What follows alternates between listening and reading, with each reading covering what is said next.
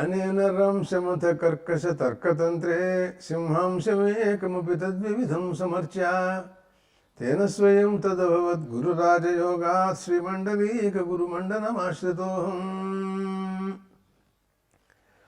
ముండకోపనిషత్తులో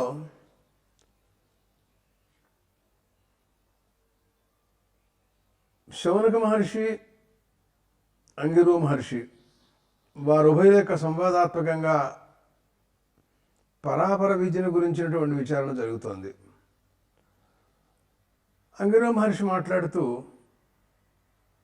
వారు అన్నారు, తదేతత్ సత్యం మంత్రేషు కర్మాణి కవయో యాన్యపశ్యన్ను తాని త్రేతాయాం బహుధా సంతతాని తాన్యాచరథ నియతం సత్యకామాః ఏషవస్పంథా సుకృతస్య లోకే అని అన్నారు. మహర్షులు చాలామంది కూర్చుని విచారణ చేస్తూ ఉంటారు. నైమిషారణ్యంలో శౌనక మహర్షులు మొదలైన వారందరూ సూత మహర్షి చెబుతుంటే వింటూ ఉంటారని మనం పురాణాల్లో వింటూ ఉంటాం.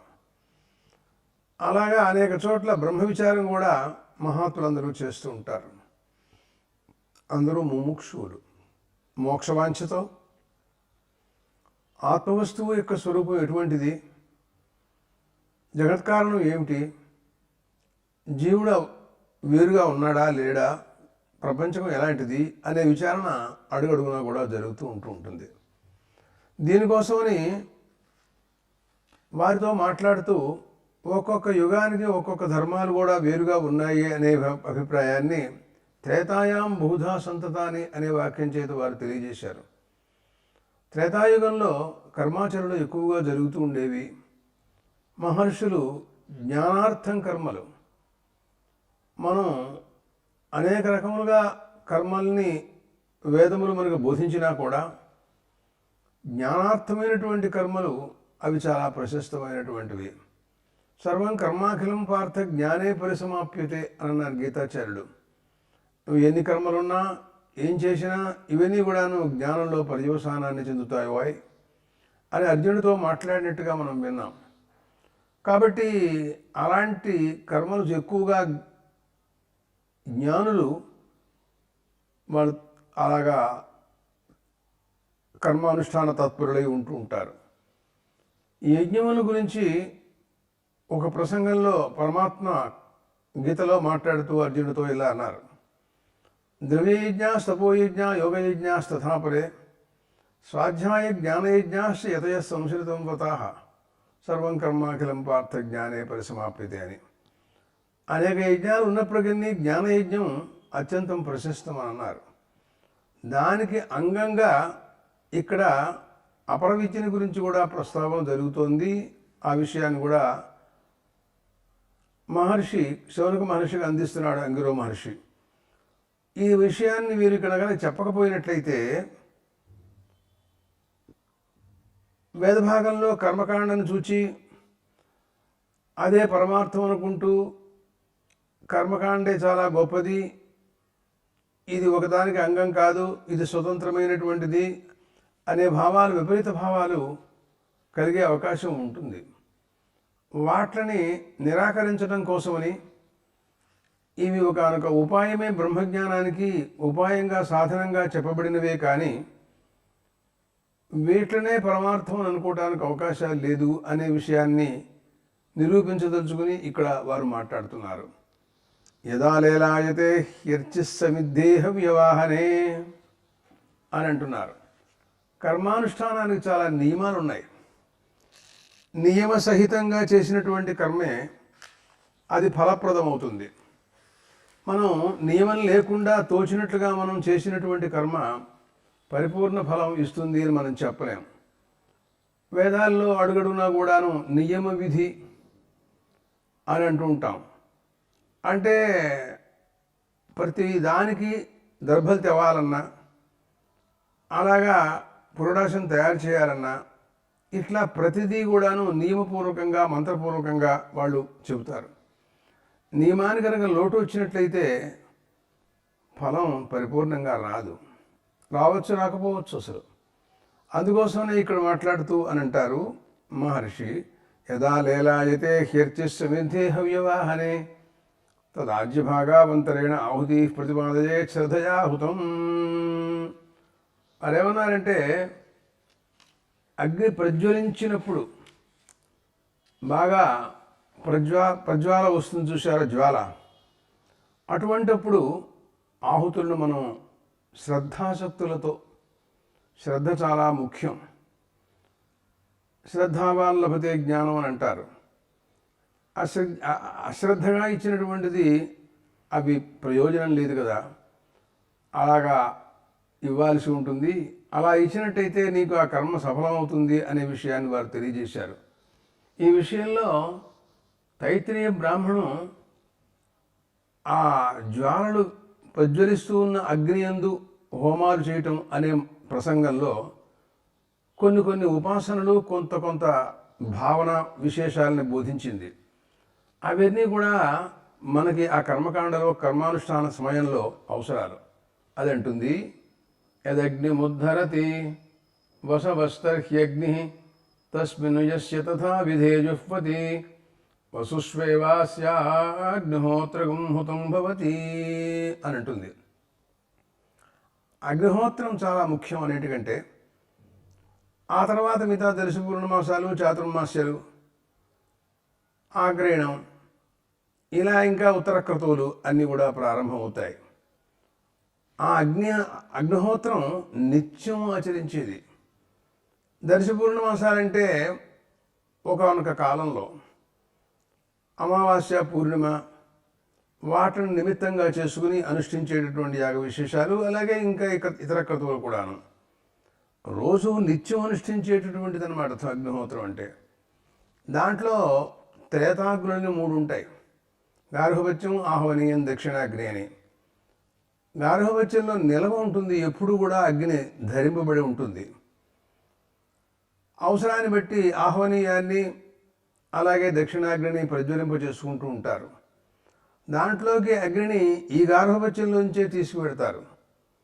ప్రజ్వలింప చేసుకుంటారు కదా అని మన ఇంట్లోంచి ఉన్నటువంటి అగ్నిని తీసుకొచ్చి దాంట్లో పెట్టరు. ఇది తీసుకువెళ్ళేటప్పుడు ఈ గార్హపత్యం నుంచి ఆ ఆహ్వనీయం దాకా అగ్నిని తీసుకువెళ్ళటం అనే క్రియ, ఆ విషయంలో దాని ఉద్ధరణం, అగ్నిని దీంట్లోంచి దాంట్లోకి పెట్టడం, ఆ క్రియ ఆ సందర్భంగా ఆ సమయంలో అక్కడ వసువులకి ఆ క్రియ అంటే చాలా ఇష్టంట.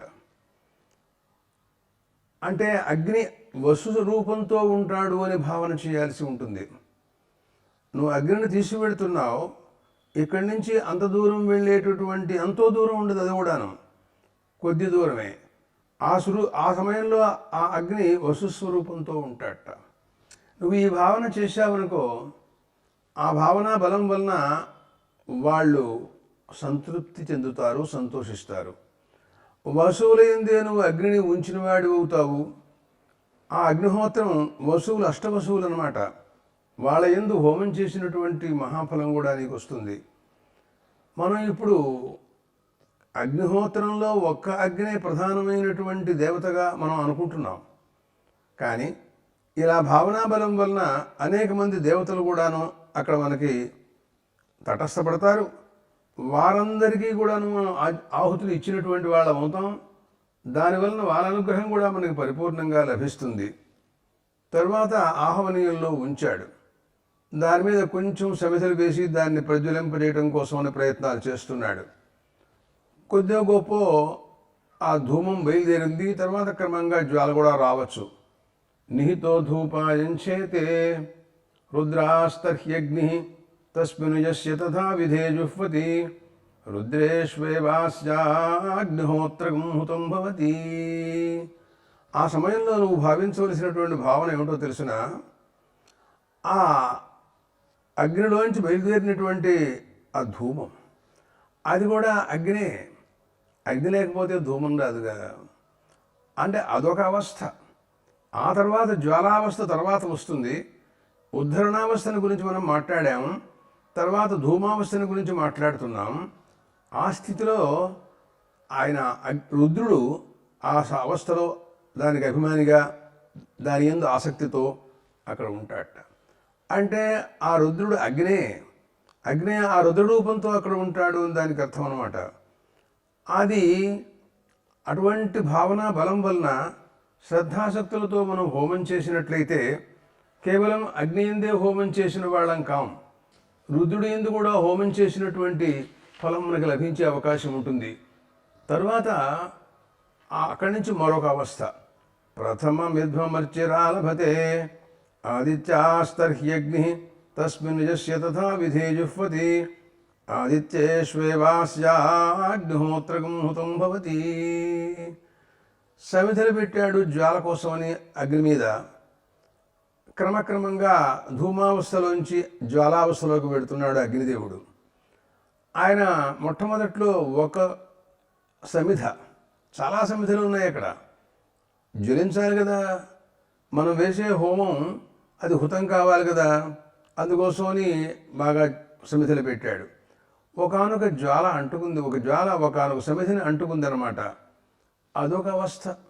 ప్రథమమిధ్వమర్చిరాలభతే ఆదిత్యాస్తర్హ్యగ్ని. ఆ స్థితిలో ఆ అగ్ని ఏ రూపంతో ఉంటాడు అంటే ఆదిత్య స్వరూపంతో ఉంటాడట. ఆదిత్యులంటే తెలుసు నీకు, రోజు సూర్యభగవాను మనం చూస్తున్నాం. ద్వాదశాదిత్యులు మిత్ర రవి సూర్య భాను ఖగపూష అనంటూ మనం ధ్యానం చేస్తుంటాం కదా. అలాంటి ద్వాదశాదిత్య స్వరూపంతో ఉంటాడనమాట. ఇప్పుడు మనం అగ్ని యందు తర్వాత హోమం చేసిన ఆదిత్యుడి యందు కూడా హోమం చేసిన వాళ్ళం అవుతాం మనం. ఆదిత్యుడి యందు ప్రత్యేకంగా హోమం చేయాలంటే అదేదో ప్రత్యేక యాగం, ఆదిత్య యాగం అని, రుద్రయాగం అని, వసుయాగాలని, ఇవన్నీ ఎట్లా ఉన్నాయో, ఎక్కడున్నాయో, ఎట్లా చేయాలో ఏమిటో మనకేం తెలిసి చెప్పండి. అక్కర్లేకుండానే వాళ్ళు సంతోషించి వాళ్ళ అనుగ్రహం మనకు పరిపూర్ణంగా లభిస్తుందన్నమాట. ఇలా భావనా బలం వలన ఆ స్వరూపం అలాంటిది అని భావిస్తూ నువ్వు ఆ అగ్నిహోత్రానుష్ఠానంలో ఉండాలి, నువ్వు అదే ధ్యాసలోనూ ఉండాలి. తర్వాత సర్వ ఏవ సర్వస ఇధ్మ ఆదీప్తో భవతి విశ్వే దేవాస్తర్హ్యగ్ని తస్మిన్ యస్య తథా విధే జుహ్వతి విశ్వేష్వేవాస్య దేవేష్వగ్నిహోత్రగం హుతం భవతి. ఇంకా అన్ని సమిధలు అంటుకున్నాయి క్రమంగా. అది విశ్వే దేవత రూపంతో ఉంటాడనమాట. ఆ సమయంలో అగ్నిదేవుడు అన్ని సమిధలు అంటుకున్నాయి కాబట్టి విశ్వే దేవతలు అనే మాట కూడా వచ్చింది. ఆ అగ్ని ఆ రూపంతో ఆ సమయంలో అక్కడ ఉంటాడు కనుక ఆ రకమైనటువంటి భావన నీకు తెలియాలి, నువ్వు ధ్యానం చేయాలి విశ్వే దేవతల్ని కూడాను. అటువంటి పరిస్థితుల్లో అప్పుడు అక్కడ హోమం మనకు చేసినట్లయితే విశ్వే దేవతలందరికీ కూడా హోమం చేసినటువంటి మహాఫలం నీకు లభిస్తుంది, కేవలం ఒక అగ్నియందే కాదు. అలాంటి భావనా బలం వలన వచ్చేటటువంటి ప్రయోజనం, మహాప్రయోజనం చాలా గొప్పదిగా ఉంటుంది అంటుంది ఛాందోగ్యోపనిషత్తు కూడాను. యదేవ విద్యయా కరోతి శ్రద్ధయా ఉపనిషదా తదేవ వీర్యవత్తరం భవతి అని అంటుంది. ఏది నువ్వు చేస్తావో అది జ్ఞానపూర్వకంగా అన్ని ఆ విషయాలు కూలంకషంగా తెలుసుకుని నువ్వు హోమం చేయాలి. శ్రద్ధాసక్తులు అది బాగా ఆసక్తితో చేయాలి, ఉపాసనా బలంతో చేయాలి. విద్యయా కరోతి శ్రద్ధయా కరోతి ఇవన్నీ కూడా చెబుతూ ఉంటుంది ఉపనిషత్తులు. కాబట్టి ఆ రకమైనటువంటి భావనా బలం వలన అక్కడ సమస్తమైనటువంటి విశ్వేదేవతలకి ప్రీతిని సంపాదించి తద్వారా వారి అనుగ్రహానికి పాత్రుడవుతాడు యజమానుడు అనే విషయాన్ని మనం గమనించాలి. తరువాత క్రమక్రమంగా నితరామర్చిరూపా వై తిలోహినీకే భవతి ఇంద్రస్తర్హ్యగ్ని తస్మిన్ యస్య తథా విధే జుహ్వతి ఇంద్ర ఏవాస్యాగ్నిహోత్రగం హుతం భవతి. క్రమంగా బాగా జ్వాల పెరిగింది. ఆ సమయంలో ఒక లౌహిత్యం, ఎరుపు కూడా దాంట్లో కనపడుతూ ఉంటుంది. అదొక రంగు, ఆ జ్వాలలో ఆ రంగు కూడా ఉంటుందన్నమాట. ఆ స్థితి, దానికి అభిమాని, దాని యందు ప్రీతి గలవాడు ఇంద్రుడు అనమాట. అంటే అగ్ని ఆ సమయంలో ఇంద్రరూపంతో ఉంటాడు అని దానికి అర్థం అనమాట. అంటే ఎంతమంది రూపంతో ఉంటాడు అంటే ఈయన సర్వదేవతాత్మస్వరూపుడు. అగ్ని సర్వాదేవతా అని అడుగడుగునా కూడా వేదాలు వర్ణిస్తూ ఉంటాయి. సర్వదేవతా స్వరూపుడండి. ఆ విషయం మనకి తెలియాలి. ఎందుకనంటే ఆయన మనకు తెలియదు, ఆయన ఏదో అక్కడ తీసుకొచ్చి పెట్టాం, ఏదో జ్వాల వచ్చింది, ఏదో హోమం చేసాం, అయిపోయింది, అగ్నిహోత్రం పూర్తి అయిపోయింది. ఆయన ఆ సర్వదేవతాత్మకత్వం ఆయనకు ఉంది అన్న సంగతి మనకి ఏం తెలిసినట్టు ఇట్లా చేస్తే. ఒకానొక సందర్భంలో అక్కడ ప్రాతఃసాయంకాలాలలో ఒకానొక రూప విశేషాన్ని మార్చుకుని సాయంకాలం అగ్ని రూపంతో ఉన్న అగ్నికి, అదే సూర్యరూపంతో ఉన్నటువంటి అగ్నికి ప్రాతకాలంలోనూ సూర్యాయ స్వాహ అని ప్రాతకాలంలోనూ, అగ్నయ స్వాహ అని సాయంకాలంలో హోమం చేయటం ఒక మర్యాద ఒకటి ఉంది. దీని గురించి వర్ణిస్తూ కూడా అంటుంది, కానీ వీళ్ళిద్దరూ కూడా వేరు కాదు, ఒకటే. అంటే అగ్నే ఆయన ఆదిత్యుడు అగ్నిలో తన తేజస్సుని ఉంచి రాత్రిపూట మళ్ళీ ఉదయం తన తేజస్సును తను తీసుకుంటాడు అని వేదాలలో అగ్నిం వాదిత్య సాయం ప్రవిశతి అని అంటూ ఉంటాయి. సాయంకాలం అయ్యేటప్పటికల్లా సూర్యుడు వెళ్ళిపోతున్నాడు, కనపట్టలేదు అని మనం అనుకుంటున్నాం. పెడుతున్నాడు ఏమిటి అని అంటే అగ్నిలో ప్రవేశిస్తున్నాడు అని చెబుతోంది శృతి. అందువల్లనే రాత్రిపూట అగ్ని చాలా గొప్పగా జ్వాలలతో ప్రకాశిస్తూ ఉంటాడు. మళ్ళీ ఉదయం రాగానే ఆయన స్వరూపంలోకి వెళ్ళిపోతాడు.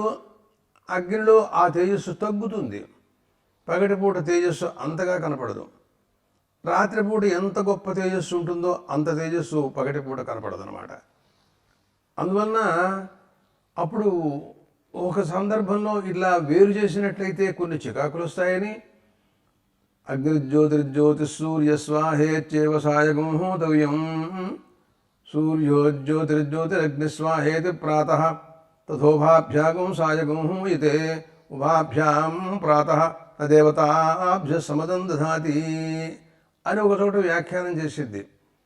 ఒకవేళ దేవతామూర్తులు ఇద్దరు వేరైతే అగ్నికి హోమం చేస్తే సూర్యుడికి హోమం చేసిన వాడు కాకపోతాడని, సూర్యుడికి హోమం చేసినట్టయితే అగ్నికి చేసిన వాడు కాకపోతాడని, ఇద్దరికీ కలిపి చేసినట్టయితే ఏ చికాకు ఉండదు అంటూ ఒక సమాధానం చెప్పింది శృతి ఓ సందర్భంలో. అదొక ఘట్టం, అది అలా ఉంచండి. ప్రకృతంలో ఈయన ఈ రకంగా సమస్త దేవతా స్వరూపంతోనూ ఇంద్రస్వరూపంతో కూడాను అగ్ని వ్యాపించి మనకి సాక్షాత్కరించాడు. ఆ భావన మనం చేయాలి. ఆ తరువాత క్రమక్రమంగా జ్వాల శాంతించింది. ఇతరామర్చి రూపావైతి లోహినీకే భవతి ఇంద్రస్తర్హ్యగ్ని తస్మిన్ యస్య తథా విధే జుహ్వతి ఇంద్ర ఏవాస్యాగ్నిహోత్రగం హుతం భవతి అంగారా భవంతి. అక్కడి నుంచి క్రమక్రమంగా జ్వాల పోతే ఇక నిప్పులు కణకణలాడుతూ మనకు కనపడుతున్నాయి, అంగారాలు అంటాం మనం. తేభ్యోంగారేభ్యోర్చిరుదేది. అయినా కూడా ఆ అంగారాల్లో ఎర్రగా ఉంటాయేమో, దాంట్లో కొద్ది జ్వాల అంతర్లీనంగా కొంచెం కనపడుతూ ఉంటుంది. మనం చూడొచ్చు, మనకి అలాంటి పరిస్థితి అన్నమాట. అదో అవస్థ అగ్నిదేవుడిది. అప్పుడు దానికి అభిమానిగాను ప్రీతికరంగా ప్రీతిని సంపాదించేవాడుగాను ప్రజాపతి ఉంటాడట. అక్కడ ప్రజాపతిష్టర్హ్యగ్ని, అగ్ని ప్రజాపతి స్వరూపంతో ఉంటాడనమాట దానికి అర్థం. తస్మిన్ యస్య తథా విధే జుహ్వతి ప్రజాపతావేవాస్యాగ్నిహోత్రగం హుతం భవతి. నీకు ఆ విషయం తెలియాలి, ఆ భావన మనం చేయాలి. ఈ స్థితి ప్రజాపతి స్వరూపందిరా. ఇప్పుడు ఈ అవస్థలో ప్రజాపతి దీనికి ఆ రూపంతో అగ్ని ప్రజాపతి రూపంతో ఉంటాడు. ఆ సమయంలో కనుక మనం అగ్నికి హోమం చేసినట్టయితే ప్రజాపతికి హోమం చేసిన వాళ్ళం అవుతాం మనం అనే అభిప్రాయాన్ని మనం తెలుసుకోవాలన్నమాట. తర్వాత మళ్ళీ క్రమక్రమంగా ఆ అవస్థ నుంచి పై అవస్థలోకి పెడుతున్నాడు. శరోంగారా అధ్యూహంతే బ్రహ్మతర్హ్యగ్ని తస్మిన్ యస్య తథా విధే జుహ్వతి బ్రహ్మన్నేవాస్యాగ్నిహోత్రగం హుతం భవతి. ఇంకా ఆ తర్వాత ఏమిటండి, అంగారాల దాకా వచ్చేసాం కదా. కణకణలాడుతూ ఉండే నిప్పులు. అక్కడి నుంచి కొద్దిసేపు అయ్యేటప్పటికల్లా వాట్లపైన ఒక బూడిద కప్పినట్టుగా కనపడుతూ ఉంటుంది. కానీ లోపల అగ్ని ఉంటుంది, పైకి మాత్రం విభూతి అలా కనపడుతూ ఉంటుంది. మనం విభూతి పెట్టుకుంటూ ఉంటాం, చూశారు కదా, అలాంటిదన్నమాట. భస్మచ్ఛన్నమై ఉంటాడు అగ్ని. అది సాక్షాత్తు బ్రహ్మతత్వం, బ్రహ్మస్వరూపంగా నువ్వు భావించాలి. ఆ స్థితిలో అగ్నిదేవుడు బ్రహ్మరూపంతో ఉన్నాడు అని దానికి అర్థం అన్నమాట. అదే కనుక ఆ భావనతో నువ్వు హోమం చేసినట్లయితే బ్రహ్మయందే సాక్షాత్తు నువ్వు హోమం చేసిన వాడు అవుతాయా. ఆశ్చర్యం. బ్రహ్మయందు హోమం చేయటం అంటే ఇంకా గొప్ప విషయం కదండి. ఆ రకమైనటువంటి పరిస్థితి మనకి దీంట్లో కనపడుతోంది. అదిగో ఆ భావాన్ని అంతటినీ కూడాను ఇలాగా చాలా వర్ణనలు చేస్తూ ఉంటాయి వేదాలు, కర్మకాండలో కానీ ప్రతి చోట కూడాను. కేవలం అదే మనకి మొట్టమొదట్లో పరాపర విద్యల గురించి బోధిస్తూ అంగిరో మహర్షి వారు కల్పసూత్రాలు, షడంగాల గురించి చెప్పారు. దాంట్లో నిరుక్తాన్ని గురించి కూడా మాట్లాడారు. అది కూడా ఒక అంగాలలో ఒకటి. అదేం చెప్తుంది అంటే వేదవాక్యాలు, వేద పదాలను నిర్వచనం చేయటం కాకుండా దేవతాతత్వాన్ని కూడా బోధిస్తుంది. అది ఏ దేవత ఏ మంత్రంలో నిగూఢంగా ఎలా ఉందో దాని స్వరూపంతో కూడా అది చెబుతుంది. మనం అది అధ్యయనం చేస్తే కానీ మనకు ఆ తత్వం తెలియదు. ఒకవేళ వేద భాష్యంలో విద్యారణ్య స్వామి మొదలైనటువంటి మహాత్ములందరూ ఆ తత్వం తెలియజేస్తారు, అది కూడా తెలియజేస్తుంది. వీటిల్లో ఒక వైశిష్ట్యం కూడా కనపడుతూ ఉంటుంది. ఏది ఏమైనప్పటికీ ఆ అధ్యాత్మంలో అది మంత్రంలో కూడాను ఏ దేవతాతత్వం ఉంది, ఆ తత్వాన్ని మనలో భావించడానికి అవకాశాలు ఎలా ఉంటాయి అనే విషయాలన్నింటినీ కూడా మనం గ్రహించాలి. ఆ రకమైనటువంటి భావన ఇక్కడ వారు సూచించారన్నమాట. అర్థం తదాహుతి ప్రతిపాదయే శ్రద్ధయాహుతం అని అన్నారండి. తరువాత మాట్లాడుతూ ఇహ ఈ అగ్ని చేసేటటువంటి కాలంలో అగ్నిహోత్రి ఆయన కేవలం అగ్నిహోత్రమే అనుష్ఠించటం కాదు, దాంతోపాటు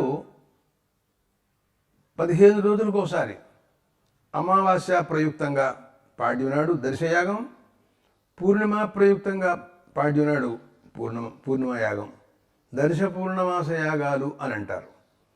క్రమంగా 15 రోజులు వచ్చేస్తుంటాయి కదండి.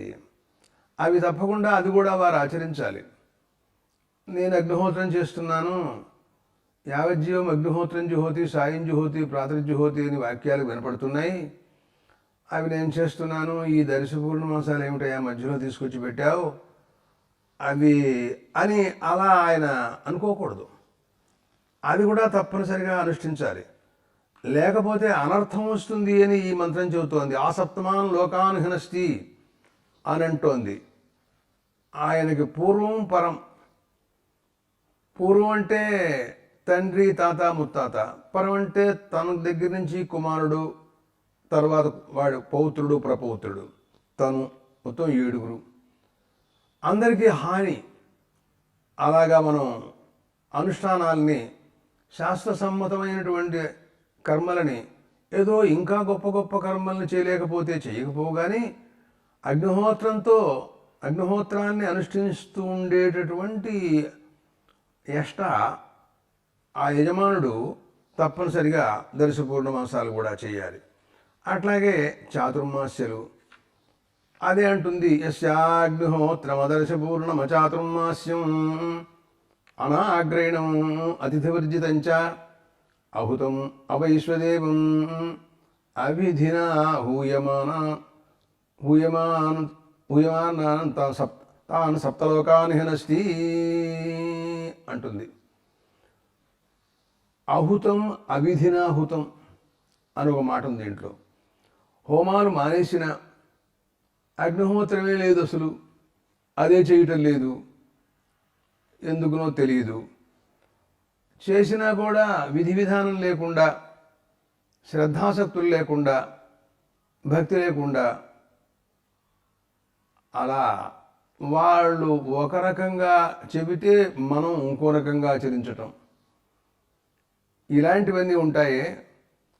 అది కూడా యజమానునికి చాలా అనర్థాన్ని కలగజేస్తుంది. అట్లాగే ఆగ్రహణం, అతిథి, వైశ్వదేవం,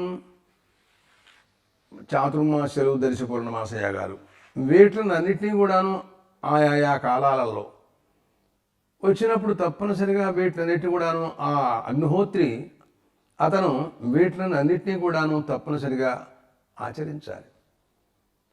ఆచరిస్తే కానీ అతనికి పరిపూర్ణత లభించదన్నమాట.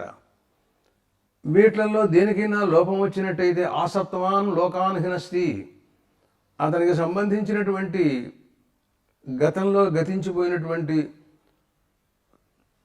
తండ్రి, తాత, ముత్తాత, రాబోయేటటువంటి కుమారుడు, తర్వాత పౌత్రుడు, ప్రపౌత్రుడు, తను ఈ ఏడుగురికి కూడాను వారికి ఏ ఉత్తమ లోకాలు లేకుండా క్షీణస్థితిలో ఉండిపోయే పరిస్థితి వారికి లభిస్తుంది. అదో అమహాదోషం వస్తుంది దానికి అర్థం అన్నమాట. అయితే చాతుర్మాస యాగానుష్ఠానము దీంట్లో అది కూడా పెట్టారు. అది కూడా మనం చూస్తుంటాం అక్కడక్కడ. చాతుర్మాస్యాలంటే ఇప్పుడు కొంతమంది సన్యాసులు చాతుర్మాస్య దీక్ష తీసుకోవటం, 2 నెలలు ఒకే చోట ఉండటం, అది కాదు చాతుర్మాస్యం అంటే. వేదాలలో చాతుర్మాస్యాన్ని గురించి వర్ణప్రకాశ, శాకమేధం, సునాసీరియ అంటూ కొన్ని యాగ విశేషాలను చాలా గొప్పగా చెబుతుంది. అసలు దాని గురించి వర్ణనలు కనుక వినట్టయితే వేదాలలో చాలా ఆశ్చర్యకరంగా ఉంటాయి. దానివల్ల వచ్చే ఫలం కూడా ఆశ్చర్యంగా ఉంటుంది.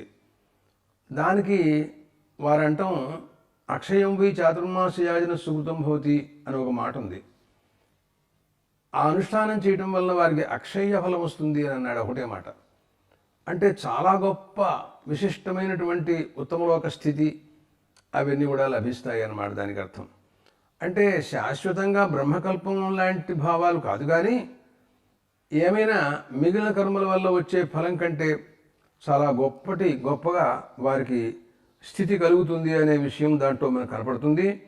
ఆ కర్మను కూడా తప్పనిసరిగా ఈ అగ్నిహోత్రి చేయాలి అని కల్పసూత్రకారులు దాని విధానాలన్నీ కూడా వారు చెబుతారు.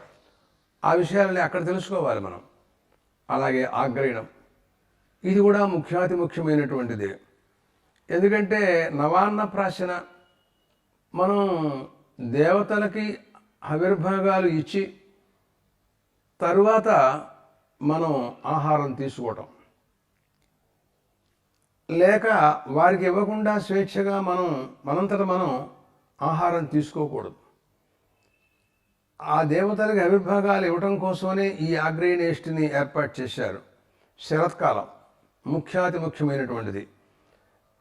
ఎందుకంటే సహజంగా ఏదో కాస్త కోస్తా అటు ఇటు కావచ్చు, ఆ కాలంలోనే వ్రీహులన్నీ కూడాను ధాన్యాలు అవి పండే సమయం. ఒక్కొక్క తేడాగా కొంచెం అటు ఇటుగా ఉంటాయి. ఆ వచ్చిన తర్వాత వాటిని మొట్టమొదట్లో మనం దేవతలకు ఇచ్చి తరువాత మనం ఆహారంగా తీసుకోవటం, ఇది మర్యాద. లోకంలో కూడా చూస్తాం మనం. ఏదైనా ఎవరైనా మంచిది ఉంటే ఎవరికైనా ఒకళ్ళకి ఇచ్చి తర్వాత మనం తీసుకుంటూ ఉండడం, వారికి చూపించి మనం తర్వాత వారి అనుమతితో అది తీసుకోవటం. నాకు ఇదిగోనండి ఆభరణం ఇచ్చారు ఫలానా వారు అని అంటే వారు పెద్దవారు, నాన్న, తాత అలాంటి వాళ్ళు చాలా సంతోషం, బాగుంది అయినా పెట్టుకో, నువ్వు ఎవరికి ఇవ్వకే నువ్వే పెట్టుకునే అని వాడు అంటూ ఉంటాడు. అది మర్యాద. ఇప్పుడు దీంట్లో ఆయనకి చూపించటం వలన వీడికి పోయింది ఏముంది? అసలు చూపించకపోతే మాత్రం పోయింది ఏముంది? ఏమీ లేదు. చూడటానికి చూపించినా వచ్చింది లేదు, చూపించకపోతే పోయింది లేదు. కానీ మర్యాద, కృతజ్ఞతాభావం అంటాం. అదే మన గృహస్థాశ్రమంలో మనం కొన్ని మాటలు అనుకోకుండా ఇవన్నీ మనం చేస్తూ ఉంటాం. మనకి అవన్నీ ఇవి ఈ కారణాల వల్ల అని తెలియకుండానే మనం చేస్తుంటాం. అదే అభ్యాసంగా మన దేశంలో ఆ సంస్కారం మనలో ఉంటుంది. అట్లాగే పెద్దలకు కూడా చూపించడం. ఈ దేవతల దగ్గరికి వెడుతున్నాం మనం ఇప్పుడు. దేవతలకు ఆవిర్భాగాలు ఇచ్చి తర్వాత తినటం అనేటటువంటి అభిప్రాయం. ఏమండి, ఏదో తల్లి తండ్రి లోకంలో ఒక పూర్వకాలంలో ఉండేది ఇప్పుడు లేదేమో అనుకుంటున్నాను. లేకపోలేదు కానీ కొన్ని చోట్ల తగ్గింది. భార్యాభర్తల విషయంలో భర్త భోజనం చేసిన తర్వాత భోజనం చేయటం అనేది భార్య ఇలా ఉంటూ ఉండేది. ఆయనకి పెట్టిన తర్వాత తింటాను ఆవిడ అంటూ ఉండటం. ఇప్పుడు అలాంటిది ఏం లేదు. ఎలా పడితే అలా. కాలం మారిపోయింది, భావాలు మారిపోయినాయి. అంటే సర్వసమత్వం అదొక భావం. సరే, ఇది లోకంలో ఉన్న విషయాలు మాట్లాడుకుంటే మన వేదాంతం పోతుంది. అసలు మన ఉపన్యాసాల్లో అటువంటివి అనవసరం. సరే, అట్లా కాకుండా దేవతలకి ఆవిర్భాగాలు ఇచ్చి తినటంలో దీంట్లో ఆంతర్యం తెలుసుకుందాం మనం. అంటే దేవతల వల్లనే మనకి ఆహారం లభిస్తుంది అని అర్థం అన్నమాట. శరదృతువు రాగానే పంటలు పండుతున్నాయి అంటే, వర్ష ఋతువులో వర్షాలు కురిస్తే క్షేత్రం అంతా కూడా తడిసి కాలువలతో నీళ్లు వెళ్ళి అది ఒకనొక మంచి యోగ్యమైనటువంటి క్షేత్రంగా తయారయ్యి దాంట్లో నాటినటువంటి వరి మొదలైనవన్నీ కూడాను ఉన్ముఖమై పంట పండడానికి సిద్ధంగా వచ్చినాయి అన్నమాట. ఈ సంవత్సరం వేసవికాలంలో అసలు నీకు వర్షాలే లేవనుకో, క్షేత్రాలు పొలాలన్నీ కూడా బీడేసిపోయి బెట్టపోయి అసలు మనకి ఎక్కడా కూడా అంతా కూడా కంగారుగా ఉంటుంది. అటువంటి పరిస్థితుల్లో నువ్వేం చేస్తావు? అసలు క్షేత్రాన్ని నువ్వు ఎలా దారిలో తీసుకొస్తావు? నీళ్ళే లేవు నీకు, అంతా ఎండిపోయింది. మనం ఏమనుకుంటున్నామంటే ఆయన కురిపిస్తున్నాడు కాబట్టి ఆయనకేం పని లేదు, మామూలుగా కురిపిస్తాడండి, దానికోసం మనం చేసేది ఉంది ఎట్లా అని ఒకనొక స్వభావవాదం అంటారు దీన్ని. ఇలాంటి మాటలు కూడా ప్రపంచంలో ఉన్నాయి. కానీ శాస్త్రకర్తలు అలా చెప్పడం లేదు. అగ్నము ప్రాస్తాహుతి సమ్యక్ ఆదిత్యముపతిష్టతే ఆదిత్యాజాయితే వృష్టిరన్నం తతః ప్రజా అనే శృతివాక్యం ఉంది. అగ్నిలో మనం హోమం చేస్తే అది సూర్యుడికి చెందుతుందని, ఆయన దగ్గర నుంచి ఆయన వర్షానికి అనుకూలమైన వాతావరణాన్ని ఆయన సృష్టిస్తాడని, ఆ తర్వాత వర్షం మనకు లభిస్తే భూమంతా కూడా జలంతో ఆప్లవమై మనకి ఔషధులు పండటానికి అనుకూలమైనటువంటి పరిస్థితి మనకు లభిస్తుందని, ఆ తర్వాత క్రమంగా మనకి ఔషధులు, ధాన్యాలు, అన్నము, క్రమంగా జీవనం, పరిస్థితి అన్నీ కూడా లభిస్తాయి అని ఒక ప్రణాళిక మనకు కనపడుతోంది. దీన్ని బట్టి చూస్తే ఇది దేవతలు చేసినటువంటి సహాయం మనకి. కాబట్టి వాళ్ళకి కృతజ్ఞత కోసమని ఇది మనం వాళ్ళకి ఇవ్వటం అంతే. దీంట్లో పెద్ద ఏమీ లేదు. అంటే అక్కడ కృతజ్ఞతే మెయిన్గా ప్రధానంగా ఉన్నటువంటి భావం. నువ్వు ఆ ఇష్టిలో, ఆ యాగంలో దేవతలకు ఇచ్చేటటువంటిది అన్నం ఇంత మనం పారేసినంత దాంట్లో కూడా ఉండదు. నీకు ఆ భావన ఉండాలి, పవిత్రమైన బుద్ధి ఉండాలి, దేవతలంటూ మనకి సహాయం చేశారనే జ్ఞానం నీకు ఉండాలి. ఆ భావనతో మనం ఇచ్చినట్టయితే తప్పకుండా వాళ్ళ వల్ల మనకి ఈ ఏర్పాటు లభిస్తుంది. దానికి సూచకంగా ఆగ్నేయష్టిలో వాళ్ళు ఆ దేవతలకి మొట్టమొదట్లో ఆవిర్భాగాలు ఇచ్చి ఆ తర్వాత మనం అన్నం ఆహారాదులు స్వీకరించుట అనే ఒక సిద్ధాంతాన్ని ఆగ్నేయష్టి అనే ద్వారా పెట్టారు మనకి వాళ్ళు. అతిథి వర్జితంచ, అతిథి ఏదైనా మన ఇంటికి వచ్చినటువంటి వాడికి కాస్త మన ఆహారం ఇవ్వటం. పూర్వకాలంలో ఒక ఊరి నుంచి ఒక ఊరు వెళితే అక్కడి నుంచి వెళ్ళలేక ఎక్కడైనా భోజనం చేయటం, వాళ్ళు వీళ్ళని ఆదరించడం, వాళ్ళ ఇంట్లో వాళ్ళకి ఆహారం ఇవ్వటం, అతిథి వచ్చాడని అంటూ ఈ మాటలన్నీ ఉండేవి. ఇప్పుడు ఉన్నాయో లేవో నాకైతే తెలియదు, లేవని అనుకోవడానికి అవకాశాలు ఎక్కువగా ఉన్నాయి. సరే, అది ఎలా ఉంచండి.